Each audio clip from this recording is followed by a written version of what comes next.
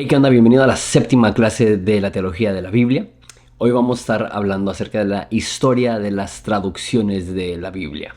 Entonces voy a dar de manera breve la historia de la Septuaginta, la historia de la Vulgata Latina, la historia de la Biblia de Wycliffe y la historia de la Biblia King James. Y en el próximo video voy a hablar acerca de la historia de la Reina Valera y voy a hablar acerca de diversas traducciones modernas de la Biblia en español. Entonces, de la Septuaginta ya lo hemos hablado brevemente, pero a manera de repaso, y si quizá no recuerdas, te lo reitero.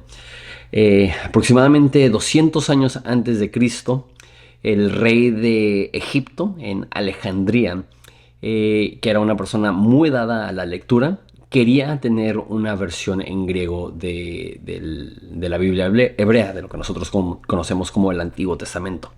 Entonces llevó a 72 eruditos, 6 de cada tribu de Israel, a Alejandría. Les metió en una isla con vista al faro de Alejandría y les pidió que tradujeran al griego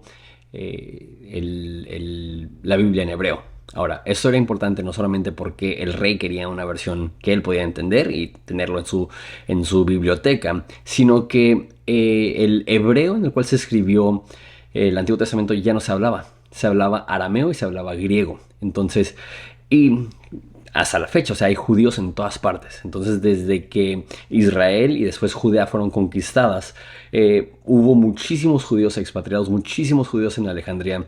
Y prácticamente si eras un judío que no vivías en Judea, estabas mucho más familiarizado y mucho más cómodo con el griego que el arameo. Entonces, es como lo que vamos a hablar en un segundo acerca de las traducciones al inglés que vamos a hablar, que la gente no hablaba ya latín, entonces necesitaban una Biblia en su idioma. Lo mismo pasaba aquí.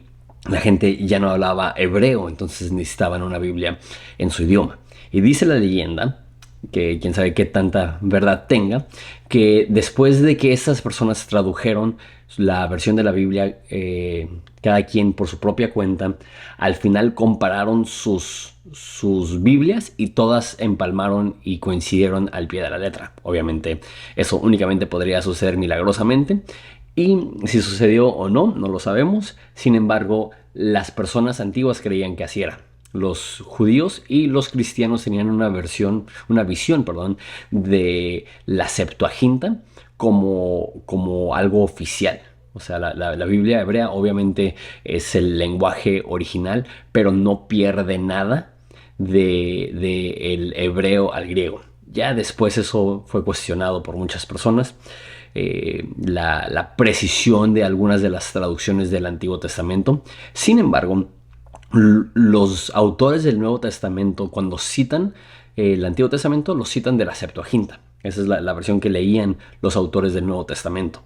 ¿Y cómo sabemos eso? Porque si vas al hebreo original y tú lo traduces, va a ser va a tener algunas discrepancias, pero el hecho de que se cita palabra por palabra, como viene en la Septuaginta, nos demuestra que efectivamente esa era la versión de la Biblia que utilizaban los autores del Nuevo Testamento. Entonces, recuerda que inclusive Pablo, ¿de dónde era? Él era de Tarso. Entonces, él muy probablemente estaba muchísimo más cómodo con el griego que el hebreo, al igual que la mayoría de cristianos.